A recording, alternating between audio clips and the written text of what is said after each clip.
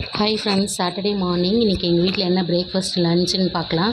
பிரேக்ஃபாஸ்ட்டுக்கு வந்து கேரட் தோசை, கார சட்னி, அதுக்கப்புறம் வந்து தேங்காய் சட்னி வச்சு சாப்பிட்டோம். மதியம் லஞ்சுக்கு வந்து பார்த்திங்கன்னா பீக்கங்காய் வந்து கடையில் தான் வந்து செஞ்சுருந்தேன்.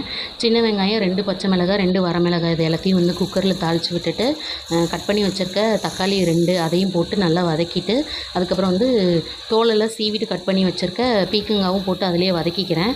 இந்த காயிலே வந்து தண்ணி விடும். கொஞ்சம் ஒரு 2 நிமிஷம் வதக்கிட்டு தண்ணி விட்டதுக்கப்புறமே 1 ஸ்பூன் மஞ்சள் தூள், கொஞ்சமாக கல்லுப்பு போட்டு வதக்கிட்டு, அதுக்கப்புறமே 2 ஸ்பூன் வந்து சாம்பார் தூள் போட்டு குக்கர் மூடி போட்டு 2 விசில் விட்டு எடுத்து கடைஞ்சிட்டோம்னா சூப்பராக ரெடி ஆயிரும்.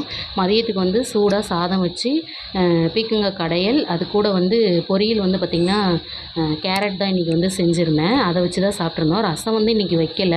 வெயில் இப்போலாம் அதிகமாக இருக்கனால ரசம் வந்து அதிகம் சாப்பிட்றதில்ல. ரசத்துக்கு பதிலாக தயிர் தான் யூஸ் பண்ணிக்கிறோம். இன்றைக்கி எங்கள் வீட்டில் பிரேக்ஃபாஸ்ட் அண்ட் லன்ச் வந்து இது தான். ஓகே ஃப்ரெண்ட்ஸ், பாய்.